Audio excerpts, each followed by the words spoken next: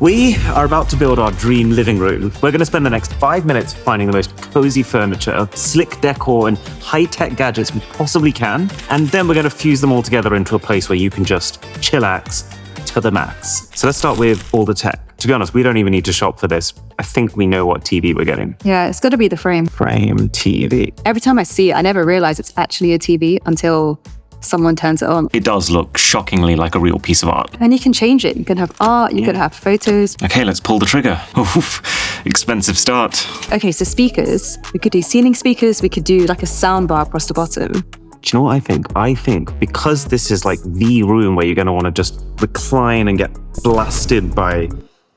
What's a cool thing to listen to? I just feel like this is a really cool room to have like big, floor-standing, hi-fi speakers. Bang & Olufsen, I'm curious what they would do. Man, I normally feel like Bang & Olufsen gets it right with that. It's the culmination of B&O's wildest dreams. Nightmares. You've got Kef. They also make really, really good speakers. Oh yeah, so Meridian, the same company who's doing the audio in our cinema room, they also have floor-standing speakers. Let me just go to the Meridian.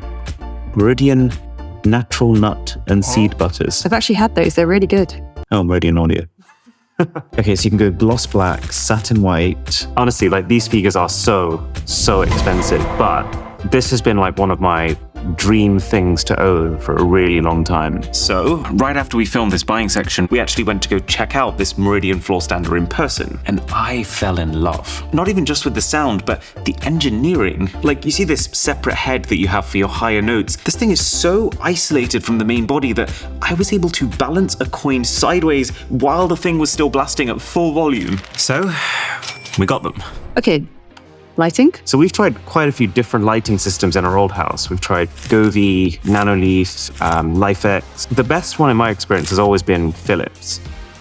Okay, so Philips Hue. They're definitely very expensive for what they are. Every time you see one of their bulbs, you just think, my God, like $40. What is it made of? Yeah, what is it made of? Exactly. I think we want a couple of like, maybe in the corner here.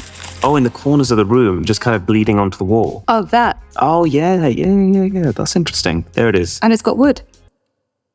And it's got a wooden base. And it's got a high hefty price. Wow. They're such a good match for the room that it would be rude not to. Yeah, I agree. So table lights, there's actually quite a few different options.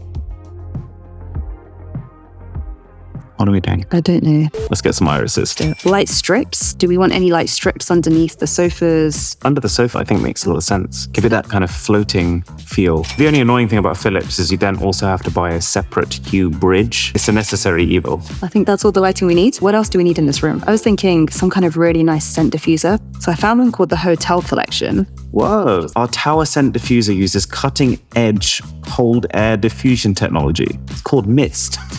So each of these oil refills is inspired by the scents in different famous hotels. Star Wars: The Empire. So it's high-end hotels or smell like Star Wars. What on earth? You can choose to smell like Jedi or Sith. Can you imagine in the movies, they pull out their lightsabers, they're like, what are you wearing? I think we should get the dark side. It's also buy one, get one 80% off, so I feel like that makes a lot of sense. Okay, let's do it. What else do we need in this room? What are you thinking? Like, what is this room? This room's kind of like a happy place, isn't it? You know, board games, books, Pokemon? Well, we've been looking for a place to put all of the stuff we have. We have the Pokemon binders, the cards, the plushies. Should I bring the... I don't know what you're talking about. A few moments later. We have the plushies. Oh, these are adorable. Let's get Pokemon into this room. I'm actually on board. I think we could do it in a really nice, subtle way. Or not subtle. Imagine if we had like a cabinet spanning that entire wall and it's just filled with just things that we find fun, like Pokemon. If you would like to look for some Pokemon stuff, I'm okay with that. Oh, Pokemon Center. That's what I'm going to find you doing. I really like Wailord. It's a really cool Pokemon. I'm on board. I'm going to call your bluff. Really? Yeah. That's good. Well, I was saying maybe this can be, you know when Joe's does those montages?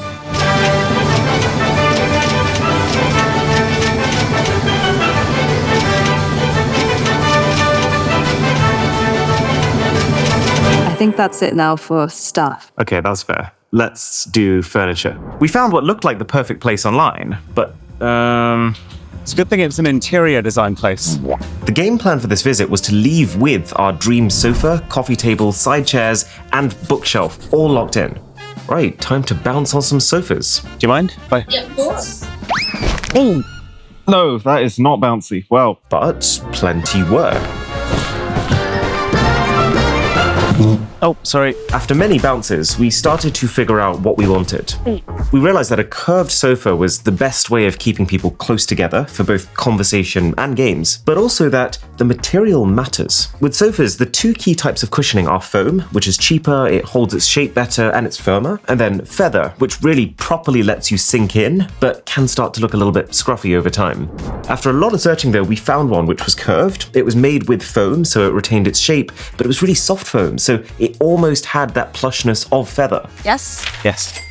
Now we just needed some lounge chairs to accompany that sofa. It's an instant +2 points if something swivels. I like swivel chairs. Oh my god, it's actually really comfy. And it rotates. It's actually really nice, Rich. Try it. And this was the moment we realized we'd just found our dream chair.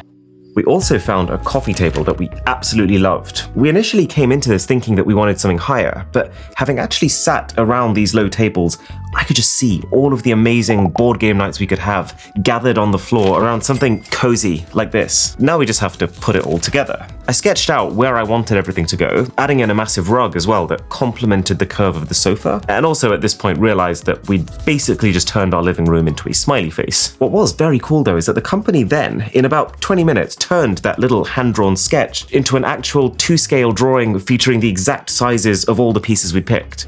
All we needed now was a bookcase to finish it all off. I mean, this is basically exactly what we've been looking for. Just like giant Pokemon statues everywhere. Who needs board games and books? But what colors do we go for all this stuff? We're naturally bold color people, so this screams to me. This face right here says it all. She asked me to try again, so I did. We would probably pick something like... Bring in books and decor like this, not main pieces. And you know what? This was good advice. Drisha and I are both naturally drawn to very bright colors, but I feel like if we'd actually gone for the rainbow we initially came in looking for, our room would have lost a lot of sophistication. And there is one more benefit of keeping things a little more muted, which I'm coming to. We slowly saw this room come together over the next few weeks. First the sofa and the rug, then the cabinet behind, then, honestly, the best part was filling it. We have had so many things boxed up for so long. You know, wedding gifts, games we've been wanting to play, and in one fell swoop, we've been able to get everything out. And then we managed to get in a few extra additions, things we didn't realize we wanted initially, and things that we didn't even think we could fit into this space. And that leaves us with the final product. Welcome to the living room. And instead of just going around and pointing at stuff, I think the best way to show you just how cool this room is to show you the 4 key rules that we've made sure we followed and why those have paid off big time. So this is going to seem like a really strange thing to say, but number 4 is neutrality. We first came into this thing wanting to plaster the entire room with a rainbow of bold colors, and if that's your thing, then you should by all means go for it. But the reason that I'm so glad we ended up keeping all the key pieces, the rug, the chairs, the sofas, all a little bit more reserved, is that we can re-theme this room whenever we want to. So you can see right now we've got a blue theme going on here, right? Well, not anymore. All we have to do is to swap a couple of plushies and the whole mood of the room changes. And there's 2 pieces of tech that are making this retheming so easy. The first is the Philips Hue lights, for which we've got the 2 irises we bought in this cabinet. We've got the floor standing lamp in the corner over there. And then beneath the sofa, the Philips Hue light strip. And I've got to say, if you were just going to do one of these, get the sofa light. This one strip makes such a difference to the vibe of this room. I mean, it's mood lighting, while also elevating the design of your sofa. Literally. The thing half looks like it's floating. I guess because you would expect there to be shadow beneath that, so when instead you see light, it makes it look weightless. We found that the floor lamp is a little bit more situational. You need to have a corner that you can stick it into, you need to have matching walls so that it doesn't stick out like a sore thumb, and you need to have a nearby plug socket so that it doesn't create a mess. But do all of that, and I think it does add enough of a kick of color to be worth the hassle. The Philips Hue irises are somewhere in between the 2. I'd say they look just as gorgeous as I was hoping they would. And I also love how the way that they're angled upwards means that they give you both lighting at eye level, but also lighting on the ceiling above you, which means that together with the lights underneath the sofa, you're kind of surrounded by whatever color theme we decide to go for. Only thing I would say is, given how much of a chungus this light actually is, it's not putting out a whole lot of light. It could be a little brighter. And again, so could I. And then the second part of this theming equation is the Samsung Frame TV. And having used this for a little bit of time now, I have thoughts. So on one hand, when you think about it from an art perspective, the value proposition here is absolutely insane. You can very easily pay what this TV costs for one painting the size of this TV. Except if you go for this TV, you get unlimited art pieces that you can change up in seconds. Now, obviously, it's not exactly the same as discovering a quaint little art shop, finding a piece you absolutely love and learning everything about it. But if all you wanted to do was to display a bunch of JPEG images, then this TV does actually make those JPEGs look very much like real art, especially if you can find images that have natural brushstrokes in them. And it doesn't even waste a lot of energy. The thing actually has sensors built inside of it that are designed so that the TV displays art when you're in the room, and then it gets rid of the art and turns itself off when you're out of the room, with, I would say, about 97% effectiveness. Not to mention, this is a full-on 4K TV with internet, with apps, with speakers, and it's quite a good TV at that. I was very much expecting compromised image quality, because that's what the early Samsung frames were like, but now we're at the 2024 generation, it feels pretty flagship. The only real issue that I've had with it is with the Samsung SmartThings app that you have to use to put art onto it. It feels quite buggy, and I've had nothing unfixable, but probably 4 to 5 times in the last few weeks where the app is not doing what I want it to. But overall, I would say this is an A+ tier product. Now, even more important than all the colors and the theming is, if we actually wanted to make this the perfect switch-off space, then how do we make it as relaxing and as fun as possible? So that's partly the obvious thing of just keeping stuff we like. So a big part of that for me is, as you can probably tell, all of this Pokemon stuff I've been collecting for the last 15 years. Pokemon gets prime position in this cabinet, apart from Drisha, who's right here. This was a bunch of the stuff that I used for my proposal, which I still can't quite to this day believe we pulled off. We've got all of our favorite board games down here. There's a very early collection of limited edition playing cards in here. And then also just generally, while we have filled most of the rooms in this house with sharp lines everywhere because it makes things look clean, with this room in particular, we wanted to make sure it was filled with curves because it makes it look friendlier. But then the other side to this equation is, how do you create the systems to be able to have as much fun as possible? I know, organized fun. It's the best kind. So one thing that I'm very proud of is this. This is the Drisha Urn gaming leaderboard. So every single game we play together goes on this side, made with tiles from Scrabble, which is one of the games, by the way. And then we spent a while trying to find the most bedazzled pins that we could use to represent each victory. So purple is her, blue is me.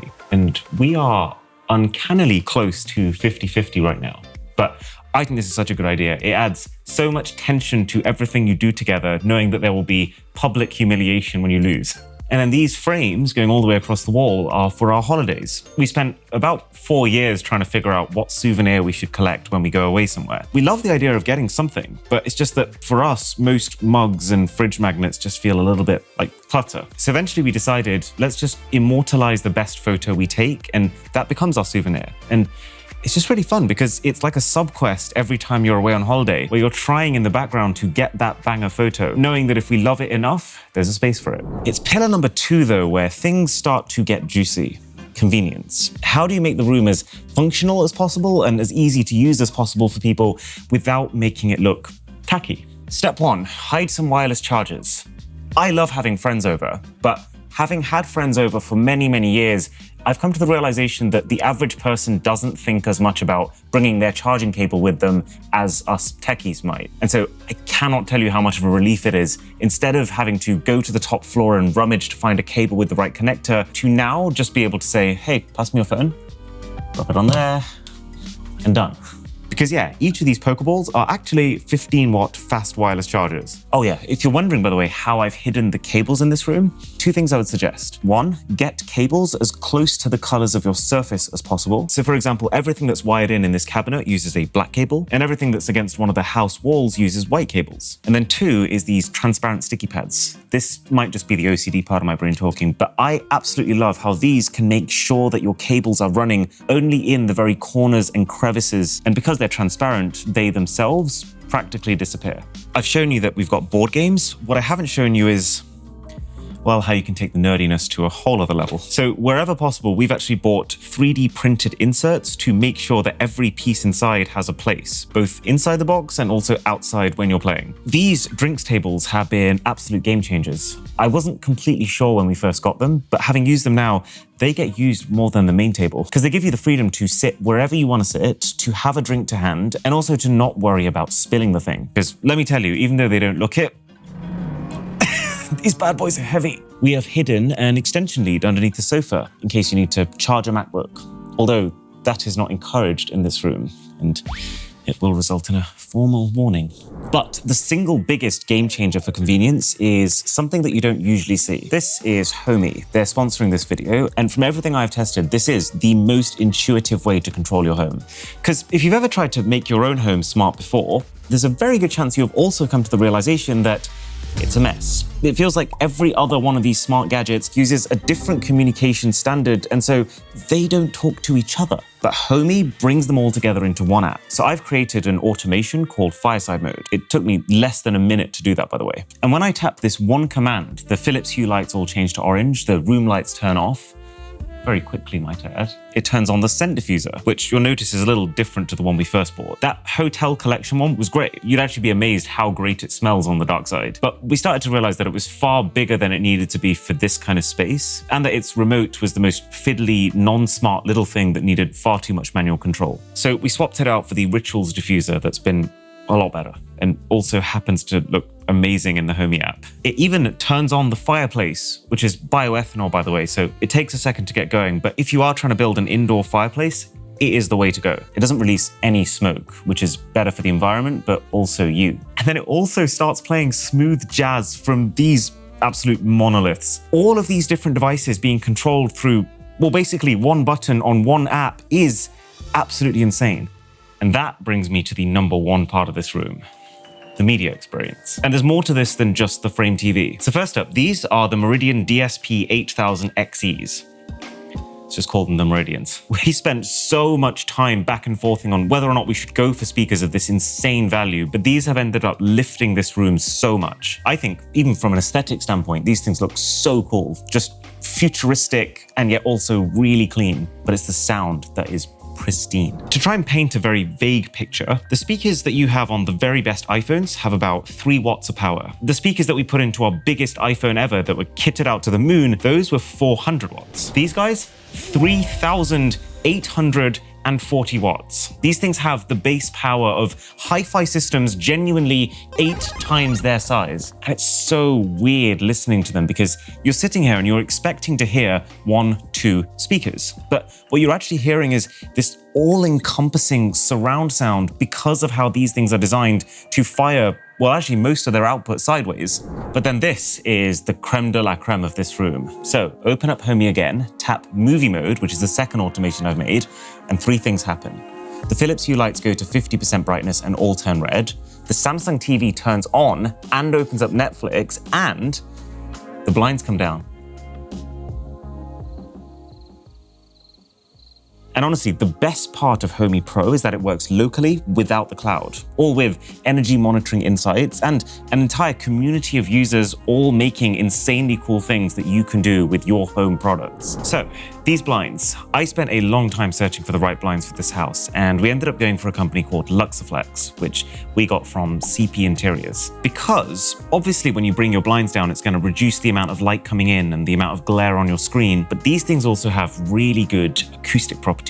So one part of that is reducing the amount of outside noise that comes in, but the other part of that is when you're sitting here watching a movie, reducing the amount of inside noise that hits it and gets reflected back at you. It's enough of a difference that even someone who's not completely dialed into audio quality can straight away tell there's much less echo and the sound is way more precise. And now, while the sofas are cool and all, this has to be the greatest seat to sit and watch TV in. So long story short, about 2 years ago, my mum was having some back pain. So after a lot of research, I found a massage chair from this company called Wayron. We thought it was absolutely insane. And then just as we were putting this room together, we realized the same company had released an upgraded model called the Grand Presidential that also happened to perfectly match the neutral color profile of everything else. And I genuinely think that this is the greatest massage chair on the planet. It flips you into complete zero gravity. It massages almost every part of your body from your neck to your toes. It even comes around you to do your shoulders. It's got built-in heating. It's got 140 airbags for compression. You've got a privacy hood, LED therapy, and even built-in speakers. Although we won't be using those for obvious reasons. And because the thing doesn't just recline, but actually rotates on its axis, it actually takes up way less space than we thought it was going to. You know, pretty much the entire time when people are over at the house, we lose someone, and then we realize 10 minutes later that it's because they're sitting in this chair. And that is the dream living room. I'll catch you during the week for normal tech videos, and then again on the weekend for the next episode in the house series. Bye.